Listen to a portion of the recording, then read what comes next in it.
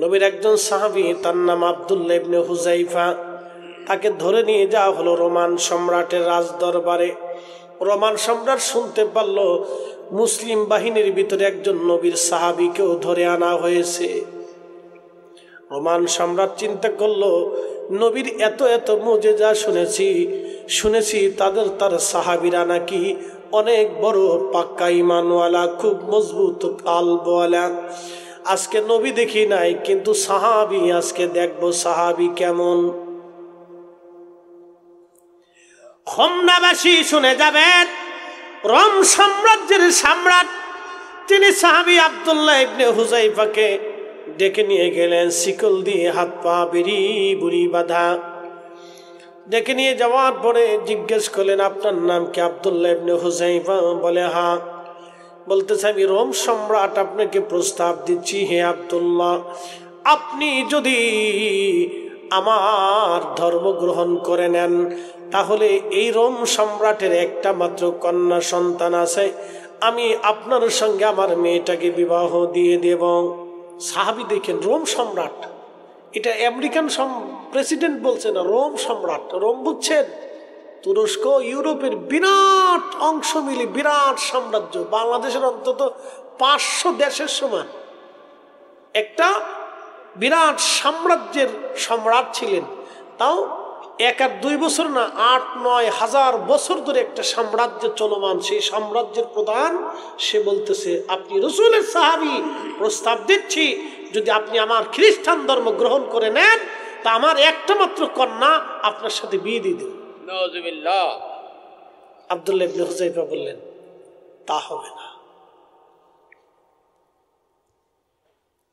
বলতেছে, যদি তাতেও রাজি না হন, তাহলে বলুন, আমার পুরা রোম সাম্রাজ্য আপনাকে দিয়ে দিব, পুরা রোম সাম্রাজ্যের সম্রাট আপনাকে বানিয়ে দেব আমার মেয়ের সাথে বিবাহ দিয়ে। বলুন আপনি রাজি হয়ে যান, হে রাসূলের সাহাবী। তিনি বললেন, না, তাও হবে না। আল্লাহু আকবার। না না, আরো জোরে জোরে বলেন, জোরে জোরে জোরে। এরা সাহাবী, জোরে বলেন, তারা কি? সাহাবী। একসাথে বলেন, তারা কি? সাহাবী। সাহাবী। আল্লাহ বলেন, রাদিয়াল্লাহু আনহুম, আমি তাদের উপরে রাজি, ওরাদু আন, আল্লাহ আমি তাদের উপরে রাজি, তারাও আমি আল্লাহর উপরে রাজি। যালিকা লিমান খাশিয়া রাব্বা, কারণ তারা আমি আল্লাহকে ভয় করত। সুবহানাল্লাহ। কাকে ভয় করত? আল্লাহকে। আল্লাহকে ভয় করত। হামনাবাসী আব্দুল্লাহ ইবনে হুযাইফাকে রোম সম্রাট ডাক দিয়ে বলল, হুযাইফা যেহেতু কোনো কাজেই মানে না, তাহলে তাকে হত্যা করে ফেলো। হযরত আব্দুল্লাহ ইবনে হুযাইফাকে শুলে চড়ানোর জন্য নিয়ে যাওয়া হচ্ছে। তখন তিনি কাঁদতে লাগলেন। তখন সৈন্যরা যে বাদশাকে বলল, বাদশাহ আব্দুল্লাহ ইবনে হুযাইফা কেঁদে ফেলেছে। তখন বাদশাহ চিন্তা করলেন, যেহেতু কেঁদে ফেলেছে সেহেতু সে ভয় পাইছে, আমার প্রস্তাবে সে রাজি হয়ে যাবে। যেহেতু কেঁদে ফেলেছে সেহেতু সে দুর্বল। রোম সম্রাট আবার এসে আব্দুল্লাহ ইবনে হুযাইফাকে বলেন, হে আব্দুল্লাহ ইবনে হুযাইফা, রাসূলের সাহাবী, আপনি কেঁদে ফেলেছেন, বুঝতে পারছি আপনি দুর্বল হয়েছেন, আমার প্রস্তাবে রাজি হয়ে যান, আমার মেয়েটা বিয়ে করেন, খ্রিস্টান হয়ে যান, রোম সাম্রাজ্যের সম্রাট আপনাকে বানাই দেই। আব্দুল্লাহ ইবনে হুযাইফা ডাক দেখে, সম্রাট, তুমি ভাবছো আমি দুর্বলতার কারণে কেঁদে ফেলেছি না, আমি কাঁদতেছি, আমি কিছু সময় পরে শহীদ হয়ে যাব, আমি এই জন্য কাঁদি। আমার রব কেন 1000 জীবন আমাকে দেয় নাই, আমাকে একবার শহীদ করার পরে যেন আবার জীবন হয়, আবার যেন শহীদ হয়, আবার জীবন হয়, আবার যেন শহীদ হয়। আল্লাহর পথে আমি রাসূলের সাহাবী 1000 বার জীবন পাইলে 1000টা জীবন আমি আল্লাহর পথে শহীদ হতাম, সেই তামান্না নিয়ে আমি কাঁদতেছি, কেন আল্লাহ আমাকে 1000 জীবন দেয় নাই। আল্লাহু আকবার।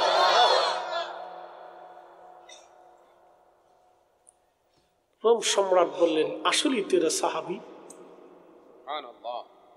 তখন রোম সম্রাট বললেন, আসলেই তো তারা সাহাবী, সত্যিই সাহাবী। তাকিয়ে রইলেন যে এটা কি করে সম্ভব।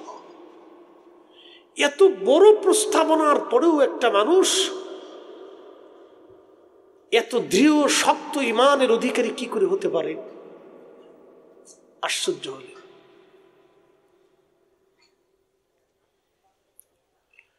প্রিয় উপস্থিতি, এই জন্য তারা পৃথিবী বিজয় করেছিল। নাম শুনিয়া রোম সাম্রাজ্য, পার্সিয়ান সাম্রাজ্য থরথর করে কেঁপেছে তাদের নাম শুনে শুনে।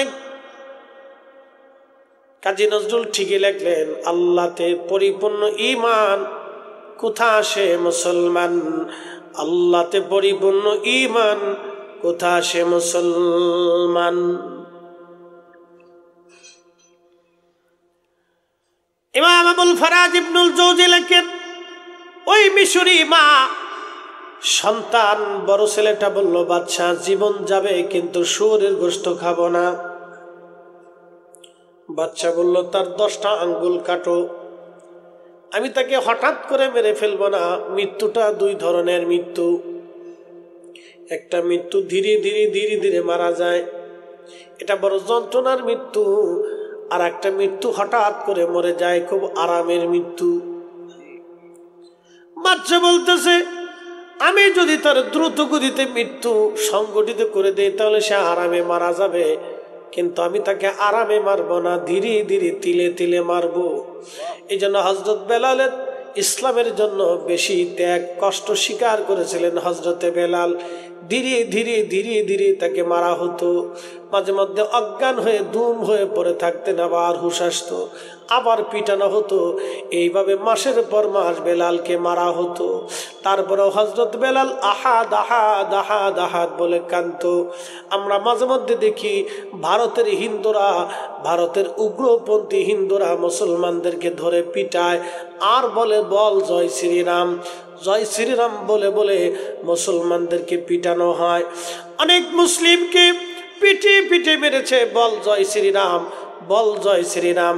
বাংলাদেশের কোনো মুসলমান হিন্দু পিঠে কোনোদিন বলে নাই বল আল্লাহ, বল আল্লাহ। আমরা কোনোদিন জোরপূর্বক কারো মুখ থেকে আল্লাহ স্বীকারোক্তি নেই নাই। আমরা মানুষকে ভালোবাসা দিয়ে এবং কথা দিয়ে, যুক্তি দিয়ে, সত্য দিয়ে আমার অলিরা অলিরা হুজুর গাউসে পাক মুহিউদ্দিন আব্দুল কাদের জিলানী, খাজা বাবা আজমিরি, শাহজালাল ইয়ামানি মুজাররিদি, কুতুবউদ্দিন কাকি, নিজামউদ্দিন আউলিয়া, শাহ কলমদার মুসাবিয়া, জুন্নুন মিসরি, শেখ ফরিদ, বাইজিদ বোস্তামি কোনোদিন জোর করে কাউকে ইসলামের কালেমা শিক্ষা দেন নাই। তারা ভালোবাসা দিয়ে, কারামত দেখাইয়া, আধ্যাত্মিকতা দিয়া, কালবের দিকে নজর দেওয়াইয়া মানুষদেরকে আল্লাহর দিকে ডেকেছেন। কথা বলেন ঠিক কিনা? এই উপমহাদেশে 800 বছর মুসলমানদের ইতিহাস, 800 বছর আমরা শাসন করছি। 800 বছরে মুসলমানদের উপরে ছুটা ঘুরাইতে কেউ পারে নাই। 800 বছরে মুসলিমদের উপরে কেউ ছুটা ঘুরাইতে পারে না এই উপমহাদেশে। যদি আমরা জোরপূর্বক কাউকে কালেমা দিতাম তাহলে এদেশে আরো কোটি কোটি মুসলমান থাকতো। আমরা জোরপূর্বক কাউকে কোনোদিন কালেমা চাপিয়ে দিইনি।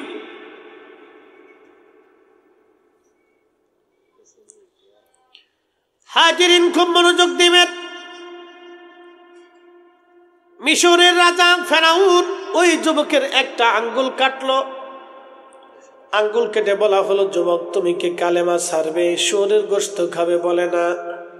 এইভাবে একটা না দুইটা না, তার 10টা আঙ্গুল কাটা হলো, তার পা কেটে ফেলা হলো, তার নাক কাটা হলো, তার কান কেটে ফেলে দেয়া হলো, তার চোখ উঠানো হলো।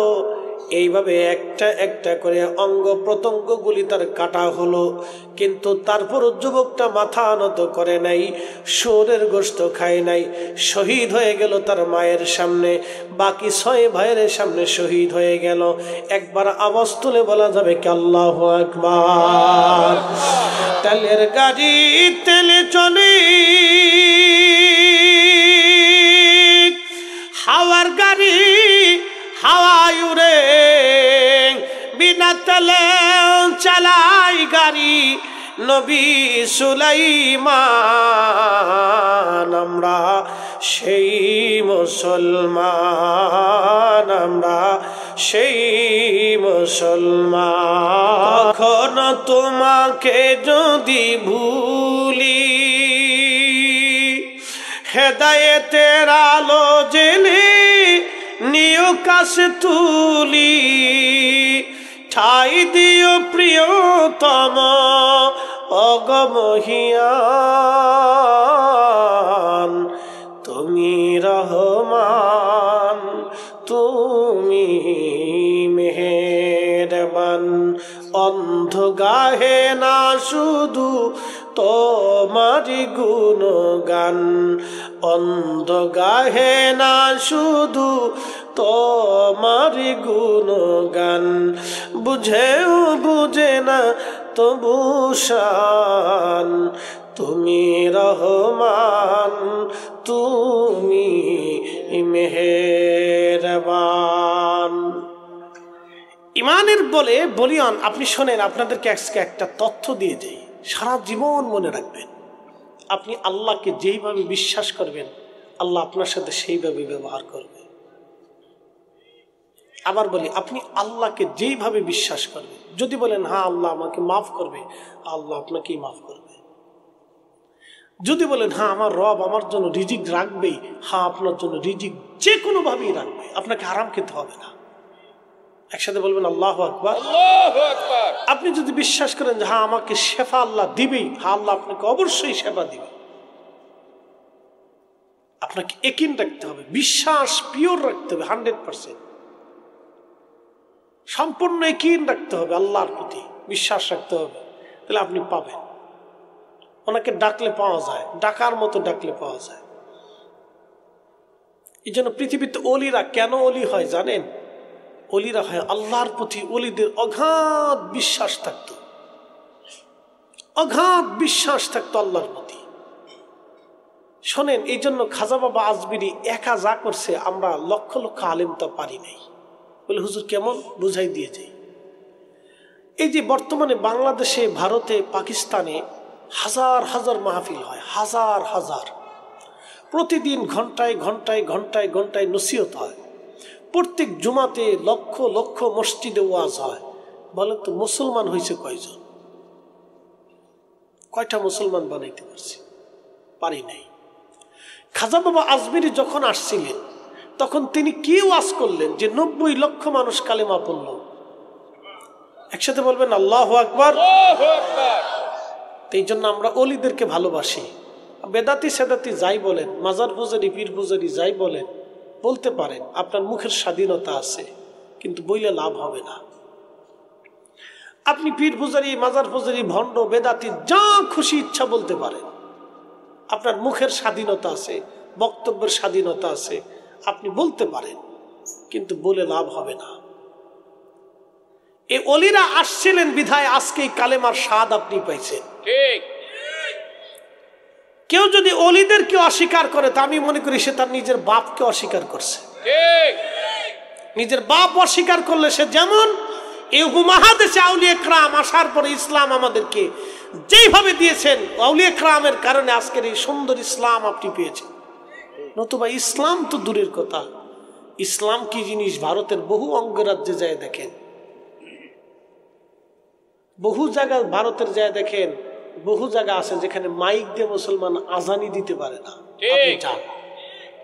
আমাদের দেশে হিন্দুরা মায়ের কোলে ঘুমায়, কি কথা কন না কেন? আপনি জানতো হোমনাথে কোনো হিন্দুর বাড়ি আক্রমণ করেন আমি করতে দিব? জীবনও করতে দেব না, জীবনও করতে দেব না। আপনি পারবেন না, কখনোই না। আপনি যখন হিন্দুর দোকান লুট করবেন, আমরা থাকতে করতে দেব না, হবেই না, করতেই দেব না আমরা। এটা অন্যায়, কি কথা কন না কেন? এটা অন্যায়, আমরা হতেই দেব না, এটা কখনোই না, এটা হতেই দিতে পারি না।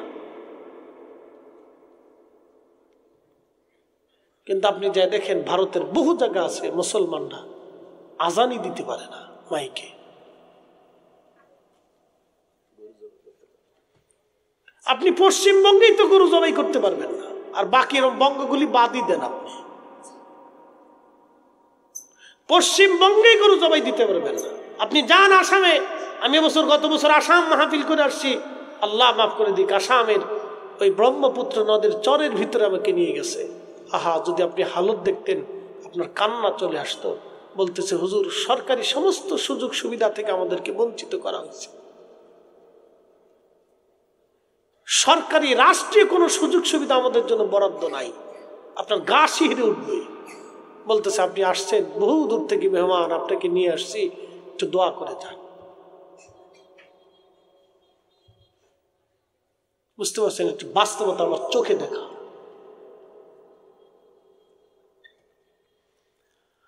প্রিয় হোমনাবাসী,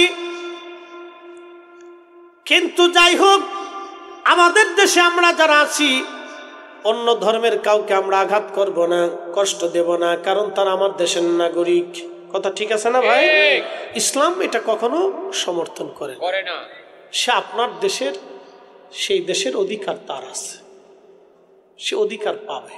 ইসলাম এটা কখনো অনুমোদন দেয় না, এই জন্য আমরা কখনো এটা মানব না। কিন্তু পার্শ্ববর্তী দেশের আসামে এক নীতি, কলকাতায় আর এক নীতি, উত্তরপ্রদেশে আর এক নীতি, গুজরাটে আর এক নীতি, এক এক প্রদেশের এক এক নীতি। সব নীতিতেই মুসলমানদেরকে বঞ্চিত করো। আপনি সারা ভারতে যা দেখবেন, বিজেপি যারা আছে, এই মোদী সরকার, তাদের কাজই হচ্ছে মুসলমানদেরকে হটাও। সরকারি সমস্ত সুযোগ সুবিধা থেকে তাদেরকে বঞ্চিত করা হয়, তাদের কাজই এটা। এক এক প্রদেশে এক একটা নীতি, শুধু মুসলমানদের সাথে বৈষম্য, শুধু মুসলিমদের সাথে বৈষম্য। হাজিরিন, প্রচুর কুয়াশা বাড়বে। এই মাহফিলে যারা বসবে তারা পাস, যারা চলে যাবে তারা ফেল। প্রশ্ন রাখতে পারেন, ফরিদি হুজুর চলে গেলে ফেল কেন হব? আল্লাহ কোরআনে বললেন, ওয়ালানাবলুওয়ান্নাকুম বিশাইইম মিনাল খাউফি ওয়াল জুই ওয়া নাকসিম মিনাল আমওয়ালি ওয়াল আনফুসি ওয়াস সামারাত। আল্লাহু আকবার। আল্লাহ ডাক দিয়ে বলেন, বান্দা আমি পরীক্ষা করব তোমাকে, পরীক্ষা, তোমাদেরকে ভয় দেখে পরীক্ষা করব। প্রচন্ড শীত এবং কুয়াশা দিয়ে আল্লাহ আমাদেরকে পরীক্ষা করলেন। প্রচন্ড কুয়াশা দিলেন আমার আল্লাহ, প্রচন্ড ঠান্ডা দিয়ে আল্লাহ পরীক্ষা করে দেখতেছেন আমার বান্দা কে বসে আর কে বসে না, কে আসে আর কে আসে না। এই যে শুনেন, এগুলি আল্লাহর একটা পরীক্ষা। তা আমরা মাঝে মধ্যে পরীক্ষাগুলিতে ফেল করি। ধরেন বৃষ্টি হলো, বৃষ্টি নামতেছে, অনেক মুসল্লি বৃষ্টির অজুহাত দিয়ে জুমার নামাজে মসজিদে যায় না। প্রচন্ড গরম পড়ে, গরমের অজুহাত দিয়ে অনেক রোজাদার রোজা রাখে না। এগুলি আল্লাহর পরীক্ষা। মুসলমান, পৃথিবীতে যুগে যুগে মানুষদেরকে আল্লাহ পরীক্ষা করেছেন। সাইয়্যিদুনা ইব্রাহিম আলাইহিস সালামকে আল্লাহ পরীক্ষা করলেন, আমাদের নবীকে আল্লাহ পরীক্ষা করলেন, মুসা নবীর আল্লাহ পরীক্ষা করলেন, ঈসা নবীর আল্লাহ পরীক্ষা করলেন, দাউদ নবীকে পরীক্ষা করলেন, সুলাইমানকে পরীক্ষা করলেন। সমস্ত নবীদেরকে আল্লাহ পরীক্ষার আওতার মধ্যে আনলেন এবং পৃথিবীর সব ওলিদেরকে আমার আল্লাহ পরীক্ষার আওতার ভিতরে নিয়ে আসলেন। পরীক্ষা ছাড়া আল্লাহ কাউকে পাশ করার নাই। আপনার আমার জীবনের সবার পরীক্ষা আছে। আজকে যেই ছাত্ররা পাগড়ি পাবে, ওদেরও পরীক্ষা নেওয়া হয়েছে। আপনি সার্টিফিকেট পাবেন, পরীক্ষা দিতে হবে। পরীক্ষা ছাড়া আপনার সুন্দর রেজাল্ট আল্লাহ দেবে না, পরীক্ষা দিতে হবে আপনাকে। ঠিক আমাদের জীবনে আল্লাহর পক্ষে, আল্লাহর কাছে পরীক্ষা দেওয়া লাগবে। চূড়ান্ত পরীক্ষা কবরে হবে, হাসরের ময়দানে আল্লাহ চূড়ান্তভাবে পরীক্ষা নিবেন। এই দুনিয়াটা আমাদের জন্য পরীক্ষার জায়গা। শোনেন, আমাদের পাশে অন্ধ আছে না? অন্ধ অন্ধ চোখে দেখে না। আচ্ছা বলেন তো, এত মানুষের চোখ আল্লাহ দিল, তো আব্দুল করিম রে বা রহিম রে বা ইত্যাদি অন্য কাউকে আল্লাহ চোখ দিল না? কারণ কি? আল্লাহ দেখাই দিল যে আমি চোখ তোমাদের কাছ থেকে কেড়ে নিতে পারি। এটা আল্লাহ পাকের শক্তির বহিঃপ্রকাশ। আদম আলাইহিস সালামকে আল্লাহ জান্নাতে সৃষ্টি করলেন। সৃষ্টি করার পরে আদম আলাইহিস সালামের পৃষ্ঠদেশে আল্লাহ তার কুদরতে হাত রাখলেন। হাত রাখার পরে আদম আলাইহিস সালামের পৃষ্ঠদেশ থেকে লক্ষ লক্ষ কোটি কোটি রুহু আল্লাহর সামনে, আদমের সামনে বের হয়ে আসলো। একসাথে বলা যাবে আল্লাহু আকবার। ওই দিন আমরাও ছিলাম। সমস্ত রুহুগুলি বের হয়ে আসলো। তা আদম আলাইহিস সালাম দেখলেন কেউ কানা, কেউ বোবা, কেউ ল্যাংড়া, কেউ ফকির, কেউ পাগল, কেউ মিসকিন, কেউ ভিখারি, কেউ ধনী, কেউ রাজা, কেউ বাদশাহ, এরকম নানান শ্রেণীবিন্যাস। কেউ নবী, কেউ চোর, কেউ ডাকাত, কেউ জাহেল, কেউ জ্ঞানী, কেউ ডাক্তার, এরকম নানান শ্রেণীবিন্যাস। আদম আলাইহিস সালাম আল্লাহকে বলেন, ইয়া রাব্বি, ওরা তো আমার সন্তান, সন্তানের প্রতি বাবার ভালোবাসা তো অপরিসীম থাকে। আল্লাহ, আমি তো তাদের বাবা, তা আপনি দয়া করে আমার এই সমস্ত সন্তানদেরকে সমান করে দেন। কাউরে ধনী দিয়েন না, গরিব দিয়েন না, অন্ধ দিয়েন না, চোখওয়ালা দিয়েন না, বুবা বানায়েন না, জবান আলা করেন না। আল্লাহ, আপনি এক লেভেল করে দেন। আল্লাহ ডাক দিলেন, আদম, আমি এক লেভেল করব না, আমি বৈষম্য রেখে দিব। বলে, আল্লাহ কারণ কি? বলে, এই বৈষম্য করে পৃথিবীতে পাঠাইয়া আমি আল্লাহ আমার বান্দাদেরকে পরীক্ষা করব। কি করবে আল্লাহ? পরীক্ষা করবে। শোনেন, আপনাদেরকে বলি, যারা দরিদ্র আছেন, যারা গরিব আছে, তাদের হতভম্ব হওয়ার, চিন্তিত হওয়ার কিছু নাই। আল্লাহ তাদের জন্য একটা সুসংবাদ দিয়ে রাখছেন। ধনী ব্যক্তির 500 বছর আগে গরিবরা জান্নাতে চলে যাবে। আসতে হয়ে গেল না? জোরে বলবেন আল্লাহু আকবার। আপনার আল্লাহ দুনিয়া দেন নাই, কিন্তু আখেরাত দিয়ে রাখছেন। গরিবকে আল্লাহ দুনিয়া দেয় নাই, কিন্তু আখেরাত দিয়ে রাখছে। আল্লাহ বড় অন্যায় বিচারক। আল্লাহ কখনো অন্যায় বিচার করে না। ধনী ব্যক্তির 500 বছর আগে আমার রব গরিবকে জান্নাতে, আমার আল্লাহ পাক ধনী ব্যক্তির 500 বছর আগে আল্লাহ গরিব জান্নাতে দিয়ে দিবে। ও হোমনার মুসলমান, মনোযোগ দিয়ে কথাগুলি শুনে যাবেন। আজ আল্লাহ পৃথিবীতে পাঠিয়েছে আমাদেরকে পরীক্ষা করার জন্য। আমরা পরীক্ষায় অবতীর্ণ হয়েছি। আপনি ধনী, তাও আল্লাহর পরীক্ষা। আপনি গরিব, আল্লাহর পরীক্ষা। আপনি অনেক শিক্ষিত, আল্লাহর পরীক্ষা। আল্লাহ আপনাকে মেধাহীন করেছেন, সেটাও আল্লাহর পরীক্ষা। আপনার আমার জিন্দেগি সব আল্লাহর পরীক্ষা। শুধু পরীক্ষা, পরীক্ষার পরীক্ষা। আল্লাযী খালাকাল মাউত, আল্লাহ বললেন, আমি তোমাদের মৌত সৃষ্টি করলাম। অল হায়াতা লিয়াবলুয়াকুম আইয়ুকুম আহসানু আমালা।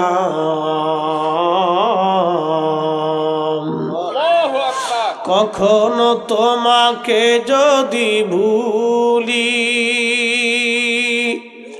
হেদায়েতের আলো জেলে নিয় কাছে তুলি। ঠাই দিও প্রিয়তম, ঠাই দিও প্রিয়তম, ওগো মহিয়ান। তুমি রহমান, তুমি মেহেরবান।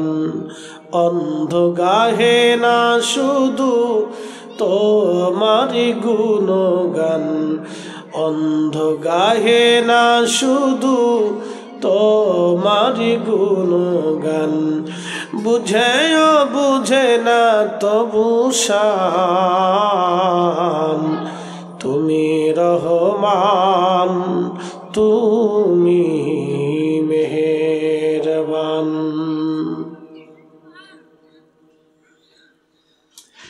আল্লাহ বলেন, জীবন সৃষ্টি করলাম পরীক্ষা করার জন্য। হে বান্দা, পরীক্ষা করব। আইয়ুকুম আহসানু আমালা, কে উত্তম আমল করে আমি আল্লাহ সেটা দেখব। একসাথে বলা যাবে সুবহানাল্লাহ। কি আমল? উত্তম আমল। আইয়ুকুম আহসানু আমালা, কি ভালো কাজ করো, আমি সেটা দেখব। আমার দিকে তাকান, পৃথিবীতে ভালো কাজের মানুষের সংখ্যা কম। আপনি দেখেন তো, মুসলমান পরে হিসেব করেন। আল্লাহ তো কোরআনে বলছে হাক্কা তুকাতিহি, আমি আল্লাহকে ভয় করো, ভয় করার মতো ভয় করো।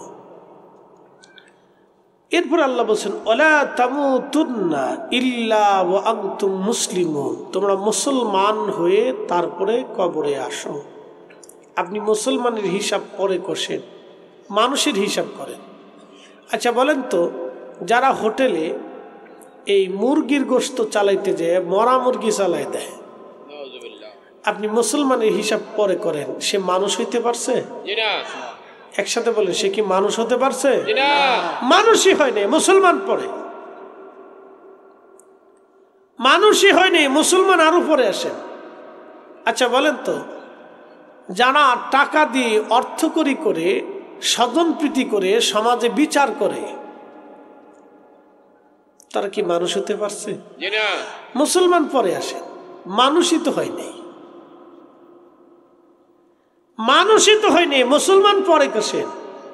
স্বজনপ্রীতি করে অর্থের লোভে দলের টানে মতের টানে বিচার করে, তারা তো মানুষই হয় নাই, মুসলমান পরে হিসাব করেন। আপনাকে এটা বুঝতে হবে। আল্লাহ বলছেন ওয়ালা তামুতুন্না ইল্লা ওয়া আনতুম মুসলিমুন, তোমরা মুসলমান হয়ে কবরে এসো। মুসলমান মিথ্যা বলে? আসতে বলেন কেন, জোরে বলেন। মুসলমান কি মিথ্যা বলে? মুসলমান হারাম খায়? মুসলমান অন্যের সম্পদ মেরে খায়? না না, মুসলমান হতে পারে না, এ মুসলমান না। মুসলিম কাকে বলে? আসলামতু লিরাব্বিল আলামিন, তাকে মুসলমান বলে যে মানুষ নিজেকে আল্লাহর প্রতি সম্পূর্ণ আত্মসমর্পণ করছে। একসাথে বলবেন আল্লাহু আকবার। নিজেকে সম্পূর্ণ আল্লাহর প্রতি আত্মসমর্পণ করছেন, তাকে মুসলমান বলে। এই জন্য কাজী নজরুল লিখছিলেন, আল্লাহতে পরিপূর্ণ ঈমান কোথা সে মুসলমান, আল্লাহতে পরিপূর্ণ ঈমান কোথা সে মুসলমান, আল্লাহতে পরিপূর্ণ ঈমান কোথা সে মুসলমান, কোথা সে মুসলমান, কোথা সে মুসলমান। হোমনাবাসী মাইকের আওয়াজ বহুদূর পর্যন্ত যাচ্ছে। মুসলমান কাকে বলে? পূর্ব জমানার একটা ঘটনা থেকে শোনাই। আল্লামা ইমাম আবুল ফারাজ ইবনুল জৌজি রাহমাতুল্লাহ আলাইহি একটা ঘটনা তিনি লিখতে যায়, লেখেন পূর্ব জমানাতে একজন বাদশা ছিল মিশরের। এই আরবিয়ান বাদশারা আগে থেকেই জালিম ছিল। এখনো দেখবেন আরবের সাধারণ মানুষ খুব ভালো হয়, কিন্তু রাজা বাদশা যারা হয় তারা জালিম। আরবের রাজা বাদশা, অধিক রাজা বাদশা যারা হয় তারা জালিম, উগ্র থাকে, তারা আরো জালিম কোয়ালিটির হয়। মনোযোগ দিয়ে কথা শুনবেন। পূর্ব জমানার একজন বাদশা মিশরের বাদশাদেরকে ফেরাউন বলা হতো। এই ফেরাউন জানতে পারল এই মিশরের একটা অঞ্চলে একটা মা আছে, তার 7টা সন্তান আছে, বড় বুজুর্গ। এই 7টা সন্তান নিয়ে মাটা বসবাস করে, কিন্তু সন্তান এবং মা পাক্কা ইমানদার।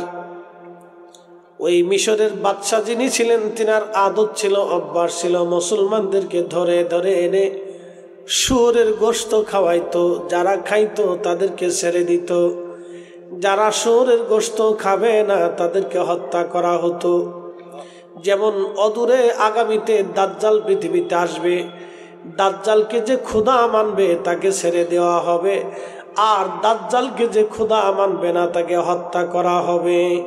দাজ্জালের আনুগত্য যে করবে তাকে ছেড়ে দেওয়া হবে, দাজ্জালের আনুগত্য যারা করবে না তাদেরকে হত্যা করা হবে। আপনি কি মনে করতেছেন দাজ্জালের আনুগত্য কি দিন দিন বাড়তেছে না? বাড়তেছে। কি কথা কন না কেন? বাড়তেছে না? বাড়তেছে। আনুগত্যের লোকের সংখ্যা দিন দিন দিন দিন দিন দিন বাড়তেছে বাড়তেছে বাড়তেছে, কমতেছে না।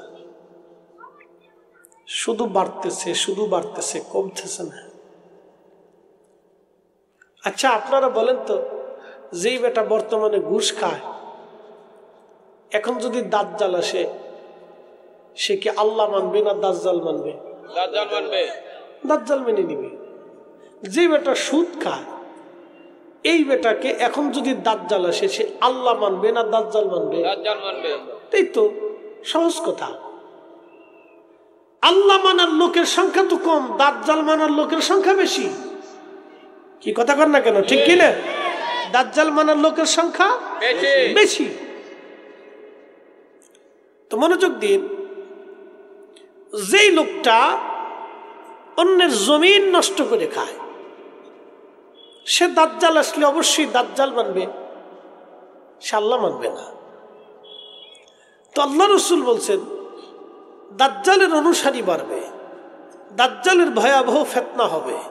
এই ফিতনা থেকে যারা বাঁচবে তারা ঈমানদার, যারা দাজ্জালকে অস্বীকার করবে তারা বেঁচে যাবে, তারা জান্নাতি। এই জন্য রসুল বলতেন, উম্মত তোমাকে কেটে কেটে টুকরা টুকরা করলেও তুমি শিরিক করবে না। তোমাকে কেটে কেটে টুকরা টুকরা করলেও তুমি শিরিক করবে না। আচ্ছা বলেন, বর্তমান সনাতন ধর্মের যারা আছে, যারা মূর্তির সামনে পাথরের সামনে সিজদা দেয়, তারা মনে করে বিদ্যার দেবতা সরস্বতী, সরস্বতী আমাদেরকে বিদ্যা দেয়। তাদের ধারণা লক্ষ্মীর দেবতা আছে, এই জন্য লক্ষ্মী পূজা করে। তাদের ধারণা গোমাতা আমাদের দেবতা, সে দুধ দেয়, সেই জন্য গোমাতার পূজা করে। তাদের ধারণা শিব শক্তি এবং যৌবনের দেবতা, সে আমাদের শক্তি এবং যৌবন দেয়, সেই জন্য শিবের পূজা করে। তারা মনসার পূজা করে, কারণ সাপের এই অত্যাচার থেকে যাতে তারা বাঁচতে পারে, এই জন্য মনসার পূজা করে। আচ্ছা মনোযোগ দিন, তারা কালীর পূজা করে, দুর্গার পূজা করে, গণেশের পূজা করে, লোকনাথের পূজা করে। এরকম করতে করতে করতে করতে বহু বিশ্বাসে, বহু দেবতাতে, বহু দেবতায় তারা পূজারি পূজা করে। এখন বলেন, এখন যদি দাজ্জাল আসে, তাহলে সমস্ত সনাতনীরা দাজ্জালকে মেনে নেবে, সমস্ত শিখেরা দাজ্জাল মানবে, সমস্ত বৌদ্ধরা দাজ্জাল মানবে, সমস্ত খ্রিস্টানরা দাজ্জাল মানবে, সমস্ত ইয়াহুদিরা দাজ্জাল মানবে, সমস্ত ভিন্ন মতের বিশ্বাসের মানুষরা দাজ্জাল মেনে নিবে। একমাত্র পাক্কা ইমানদাররাই ইমাম মাহদীকে মেনে নিবে। কথা বলেন ঠিক না বেঠে?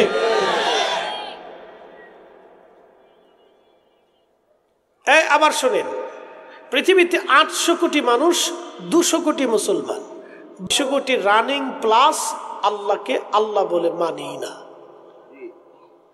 তাহলে বুঝতে পারতেছেন যে আমাদেরকে কি পরিমাণে লড়াই করে টিকে থাকতে হবে,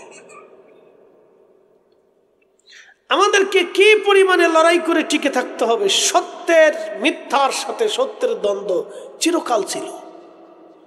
আবার বলি, মিথ্যার সাথে সত্যের লড়াই চিরকাল ছিল, এবং আগামী পর্যন্ত, কিয়ামত পর্যন্ত মিথ্যার সাথে সত্যের লড়াই করে টিকে থাকতে হবে। কথা বুঝতে পারছেন? আপনাকে প্রতিনিয়ত আপনাকে শয়তানের সাথে যুদ্ধ করতে হবে। কথা ঠিক কিনা? প্রতিনিয়ত শয়তানের সাথে আপনাকে কি করতে হবে? যুদ্ধ করতে হবে। আপনার প্রতিবেশী ঘুষখোর, সে কোটি কোটি টাকার মালিক হয়ে যাচ্ছে, এই সময় আপনার নফসের সাথে আপনাকে যুদ্ধ করতে হবে।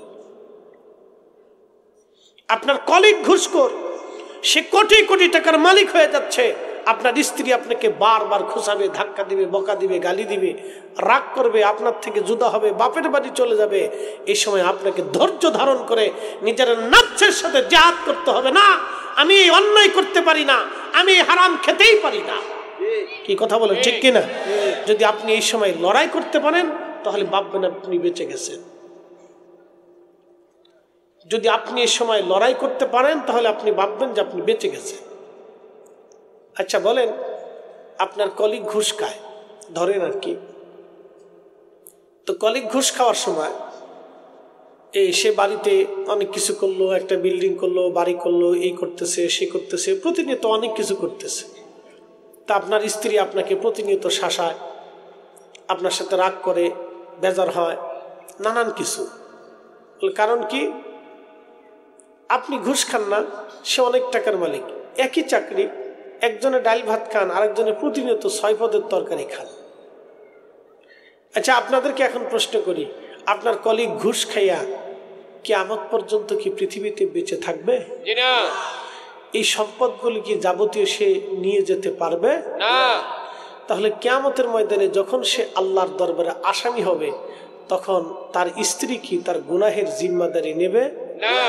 তাহলে স্ত্রীর প্রচলনায় পড়িয়া যখন সে ঘুষ খাইল, এই স্ত্রী তার কিয়ামতের ময়দানে তার পাপের জিম্মাদারি নেবে না। ঠিক আপনার স্ত্রীও আপনার গুনাহের জিম্মাদারি নেবে না। অতএব আপনি স্ত্রীর কথায় ঘুষ খান নাই, এতেই আপনি সফল কাম। কথা ঠিক কিনা? আপনি সফল কাম। আপনি সুদ খান নাই, আপনি সফল কাম। আপনি সুদ খান নাই, আপনি সফল কাম। প্রিয় উপস্থিতি, হোমনাবাসী খুব মনোযোগ দিয়ে কথাগুলি শুনবেন। ফেরাউন মুসলমানদেরকে ধরে ধরে এনে শুয়োরের গোশত খাওয়াইতো, আর যারা শুয়োরের গোশত খাইতো ফেরাউন তাদেরকে ছেড়ে দিত, আর যারা শুয়োর খাইতো না ফেরাউন তাদেরকে হত্যা করত। কঠিন মুসিবতের সময়, এই সময় পাক্কা ইমানদার ছাড়া বাঁচা কঠিন ছিল। সে সময় ফেরাউন জানতে পারল অমুক একটা অঞ্চলে এক নারী থাকে, তার 7টা সন্তান আছে, তারা ইমানদার। ফেরাউন বলল, তাদেরকে ধরে নিয়ে আসো, তাদেরকে পরীক্ষা করা হোক। ধরে নিয়ে আসার পরে শুয়োর জবাই করে শুয়োরের গোশত রান্না করে ওই 7 জন পুরুষ 7টা সন্তান এবং মায়ের সামনে ওই শুয়োরের গোশত দেওয়ার পরে ফেরাউন ডাক দিয়ে বলল, তোমরা যদি শুয়োরের গোশত খাও, তোমাদেরকে আমি বিল্ডিং বানিয়ে দেব, প্রাসাদ বানিয়ে দেব, আর রাজকোষ থেকে প্রতিনিয়ত তোমাদেরকে বেতন দিব। ফেরাউন এই প্রস্তাব দেওয়ার পরে ওই মুসলিম মা এবং তার সন্তানরা সেই দিন ডাক দিয়ে বলল, ফেরাউন, আমরা আল্লাহর হুকুম বাদ দিয়ে তুমি দুনিয়ার রাজার হুকুম মেনে নিয়ে আমরা আখেরাত বরবাদ করতে পারবো না। আমরা শহীদ হয়ে যাব, কিন্তু শুয়োরের গোশত খাইয়া জাহান্নামী হতে পারবো না। একবার জোরে বলা যাবে কি আল্লাহু আকবার? তেলের গাড়ি তেলে চলে,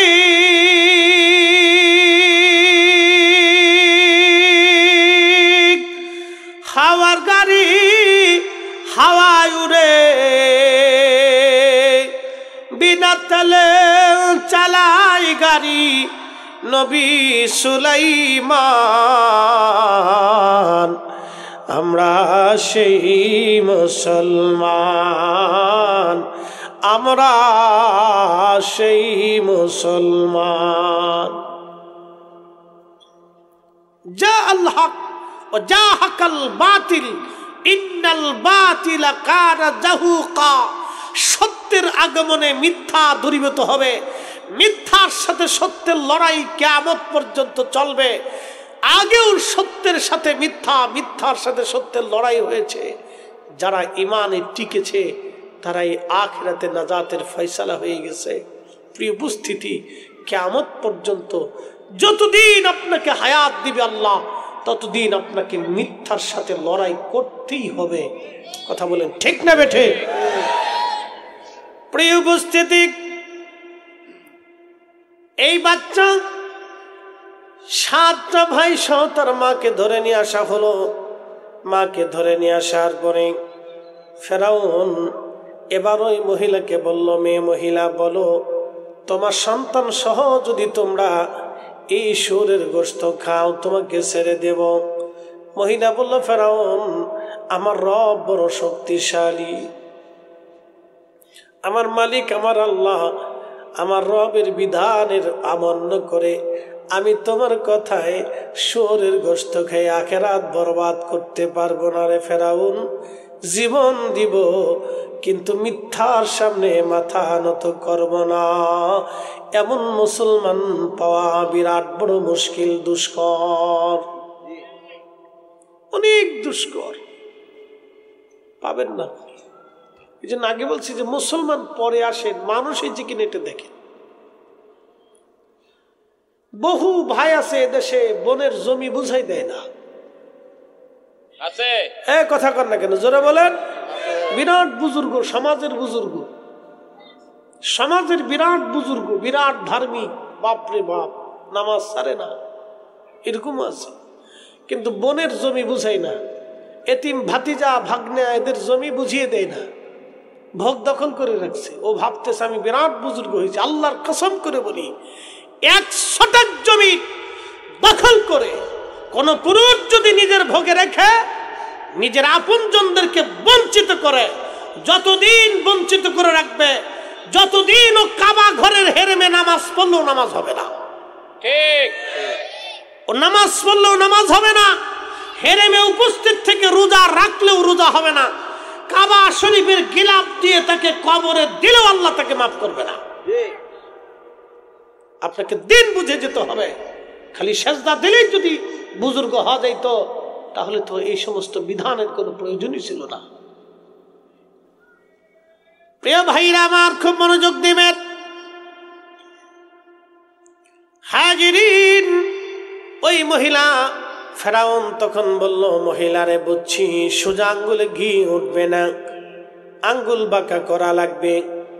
সেই জন্য ফেরাউন বলতেছে, বড় ছেলেটাকে আলাদা করলো, 6টা ভাইকে বেঁধে রাখছে, মাকে বেঁধে রাখছে। বড় ছেলেটার সামনে শুয়োরের গোশত আনা হলো। যুবক, তুমি বলো, তুমি কি শুয়োরের গোশত খাবে? যদি তুমি এক টুকরা খাও, তাহলে তোমাকে ছেড়ে দেওয়া হবে, তোমার পরিবারকে ছেড়ে দেওয়া হবে। ওই যুবকটা ডাক দিয়ে বলল, ফেরাউন, আমার রব, আমার মালিকের হুকুম বাদ দিয়ে তোমার হুকুমে শুয়োরের গোশত খেয়ে আমি আখিরাত বরবাদ করব না। একসাথে বলবেন আল্লাহু আকবার। আরে ফেরাউন, তোমার হুকুম মানিয়া আল্লাহর হুকুম অমান্য করব না। কাজী নজরুল ঠিকই লিখেছেন, আল্লাহতে পরিপূর্ণ ঈমান, কোথা সে মুসলমান? আল্লাহতে পরিপূর্ণ ঈমান, কোথা সে মুসলমান? আল্লাহতে পরিপূর্ণ ঈমান, কোথা সে মুসলমান?